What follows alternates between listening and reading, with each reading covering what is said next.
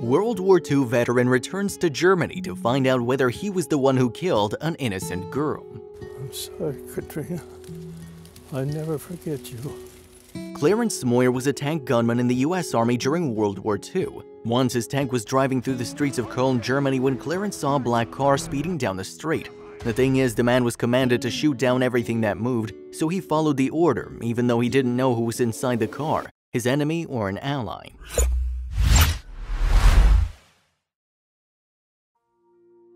In 70 years from World War II, Clarence finds himself with one of the German soldiers that were there but on the opposing side. He thought he moved on, started a family, and could forget that ruthless period. Yet the second part of his story was just about to happen. The M26 Pershing tank that Clarence Smoyer was literally living in was known as the crematorium on wheels. On March 6, 1945, his tank crew was about to hit a road junction, but they stopped. The soldiers were exhausted and completely ready for anything that could happen.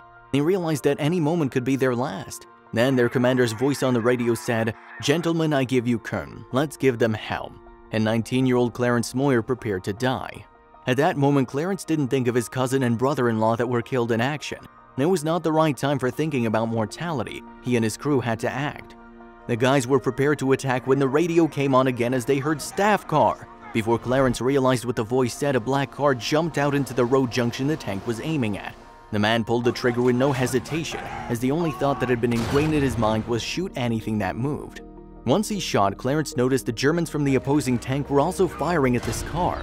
If two sides aimed at the same car, someone had to be completely wrong. Smoyer noticed the car doors open, and what he saw was completely unexpected. It was not a German soldier as the man expected. Instead, it was a mess of curly brown hair. The rest was a blur. Smoyer was shocked. His mouth went dry and it was hard to breathe. He wasn't sure, but it looked like he just shot a woman. Yet the soldier didn't have time to contemplate on fatality. The war would last much longer if they were to deplore every victim. Clarence kept on in the fight between life and death until the city was secured, but deep inside he knew he'd never forget the moment. Meanwhile, American troops were about to achieve a huge milestone, so there were a lot of correspondents, photographers, and cameramen. US troops destroyed a bridge linking Cologne to the river, which meant the German soldiers were backed into a corner with no chance to escape. This day in March in 1945 would be remembered in history as the Battle in Cologne. In one of many interviews, First Lieutenant of Germany 9th Panzer Division Engelbert Bachhoff confessed that a lot of lives could have been saved and that his fellow men could have lived. Along with the opposite side, he admitted to wartime guilt. On that day, Smoyer and his crew were fighting against a German tank known as the Monster. They were so strong that they managed to bring the monster tank down and became heroes for doing it. American combat cameraman was capturing as much as possible of this battle. 6 months later, the war was over and Clarence Smoyer's mind was a complete catastrophe. He suffered PTSD when coming back home. The man had nightmares of seeing his dying brothers in his arms, strong flashbacks of real-life horror stories, and ruthless memories of it all. Clarence did his best to forget that black car, move on, and live a normal life. Yet he was too naive to reckon that it's possible to erase such horrible memories. In the books, they won the war, though in real life these guys were fighting with their own demons all the time. Clarence was convinced he killed an innocent woman in that black car. In one of the interviews he said, "I often thought, why the hell would somebody drive into a place like that?" Over time, Smoyer got married, had 2 kids, and his memories started to fade, until about 50 years later when his friend sent him a VHS tape of the battle in Cologne called Scenes of War. At the moment when he popped it into the VCR, the scenes in front of him unfolded. Clarence had no idea the cameraman was able to shoot the very moment the black Opel drove through the intersection. He was literally set back in time to that day in 1945 and held his breath in fear and thrill. The man saw something he was replaying over and over for so many years. The woman has brown curly hair and a floral cardigan sweater. He watched the moment when she dropped out of the car and fell into herself. Smoyer found it hard to breathe. His world shook. Was it him who stopped her heart beating? Was he the reason for her death? In an interview, Smoyer added, "I'd forgotten about it for decades. The car was just a blur, and now the whole thing came back clear as day." After watching that tape, his nightmares came back, and Smoyer found himself swinging and punching the ghosts of his past enemies. It was unbearable. Finally, the man had had enough and decided to figure everything out. Was he the one who killed such a young woman? Was it his bullet that ended the story of the owner of such beautiful curly hair? Smoyer knew it wouldn't be that easy. Smoyer's fellow war compatriots had already passed away, and the one that gave him the tape couldn't find any useful information. The man had to use his imagination. That's when he remembered about the German gunman. The question was whether he was still alive.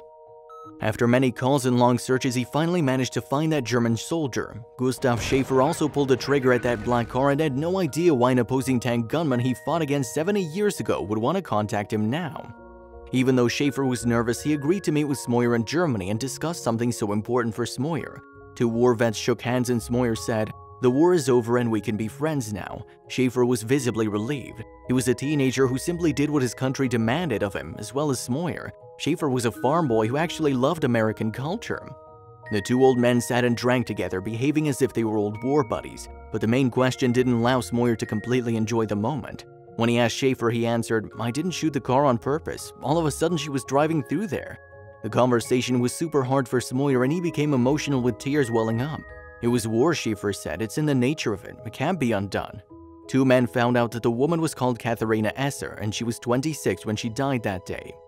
"This little German car came around the corner right down the street in front of us, and I think I may have been the one who hit the car and wounded Katharina," Smoyer said. "A young girl was taken out and lying in the street there." He continued when he returned to the exact same spot where the car crashed. "Still alive, but she was shot in the chest. She didn't deserve to die that way." During his visit, Smoyer decided to ask for forgiveness in Katharina's family. To his surprise, they welcomed him to their home and gave him an opportunity to take a glance at the girl's life. She was remembered as loving, compassionate, and the caretaker of the family. In short, her nieces and nephews said she was a cool aunt. The black Opel she drove that day actually belonged to her boss at a grocery store. Their family believed she must have gone crazy from constantly being in hiding, as all of Katharina's brothers-in-law had died in the war. She was full of desperation. "Life only has these sad things to offer us nowadays," she wrote in a letter to a family member after the death of one of her brothers-in-law. "I don't believe in a good outcome anymore." She was risking it in order to escape. The girl was buried at a church cemetery near the place where she died. The two war vets decided to pay their respects by visiting her grave and putting flowers on it. There they saw the words, "The Unknown Dead." The reason for this was that she was only identified after being seen in the film that Smoyer saw. Katharina's family told Smoyer and Schaefer to be at peace, as the girl was the type of person that would forgive them. The family told him it was the war that killed her. The people who started this war are the ones who killed Katharina. For Smoyer, it was extremely hard. Yet this story came to the conclusion he needed so bad. As forgiving of the family as they were, Smoyer still felt responsible. Later he stated, "War is hell, no matter what side you stand on. A lot of young people get killed, but it's the leaders of the countries who should have to do the fighting on the front lines. If that happened, I'm sure there wouldn't be wars anymore."